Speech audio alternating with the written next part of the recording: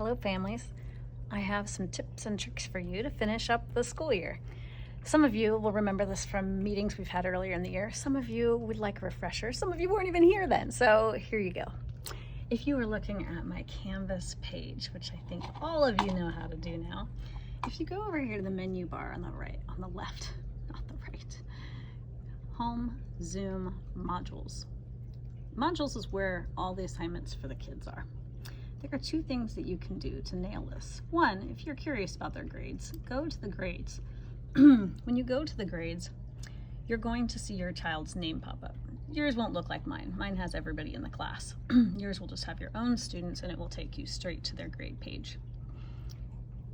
As it finishes loading, I'll just show you a test student down here. Now, clearly, I don't grade the test students' work very often. So they have 85 missing assignments. Oh no! So if you press on grades, it will take you to the specific information for your student. So let's just pretend this is your student. You'll see that they have some missing. Missing shows up when I haven't graded it yet. So if I haven't graded it, you'll either see like a little note box that kind of shows they submitted something or nothing, or it'll say missing. Missing means they still have time to turn it in. Once I grade it, it won't say that, it'll just have an X. So you're looking here, we started at April 7th was our last window for independent study. And so I'm looking here for check marks. So I have a check mark, the student has a check mark. Looks like they uploaded their WeVideo practice, and it looks like they did their Zern lesson 1 for fractions. Other than that, it looks like there's a whole lot of missing assignments. And so this is helpful information. I'm like, oh boy, you know, they've got some things that they need to do. At least they did their final draft. Woo! You know, so you're trying to get more information on what exactly they're missing. That's step number 1. The one that will be helpful to you every single day, or as many days as you remember, as I have assisted my own students doing independent learning, and it is tricky to remember every day. When you tell them to go to the modules, that's the word that Canvas uses for assignments. You go to modules. Your student knows how to do this. This is what they're really, really good at doing. So just say, go to your modules, and then you're gonna scroll down. Yours won't be this busy because this is mine, and these are unpublished, so you'll see a lot of that. Theirs will very quickly go up, and it will show today's date. So this is today's date, Monday, May 16th, and you can tell there's a whole lot of assignments on here. And they have it so they can check them off. Now what happens a lot is kids will tell their parents, hey, I did all my work, see, I checked it off, and you believe them, which is great, and that's what we all do. But unfortunately, that is not the whole story.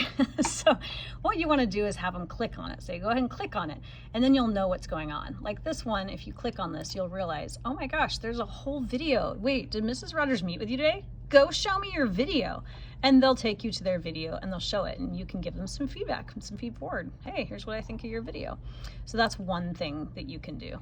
The other thing you can do, if you're looking at today's date, like it says log into Korean class, there's nothing for them to do. They did it already. A lot of the stuff that you see on here, we did in class. If they were paying attention at all in class, we already did it. I put it on here so they can find the links easily. So there's nothing to do. If you'd like to ask them about Korean class, that would be awesome.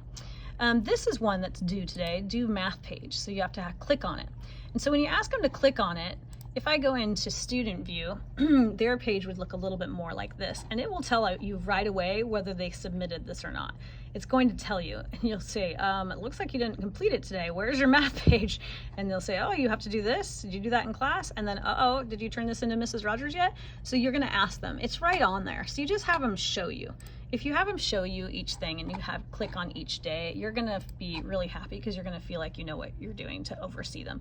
Canvas is tricky. All of these things are tricky because your students know more about where they're supposed to be turning stuff in than you do, and that's just how it's meant to be because they're independent learners.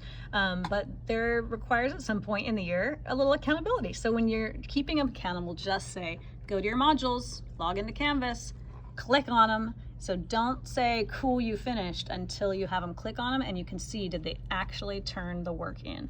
If you see the work, then you can even see, oh my gosh, my kid wrote 1 sentence. Like, that's embarrassing, right? So you wanna look and see what they're turning into me, because a lot of kids are just, you know, there's some kids just turn in things that are not very quality. So if you wanna see what your child's turning into me, just click on these and you'll see what they're turning in. I hope that's helpful, a little end of year tutorial for you to be able to navigate Canvas, but it is fun once you get good at it. You just have them show you around, click on it, and oh my gosh, you can see the world that they're working in. Good luck. You guys are very strong, very smart, and I respect you very much.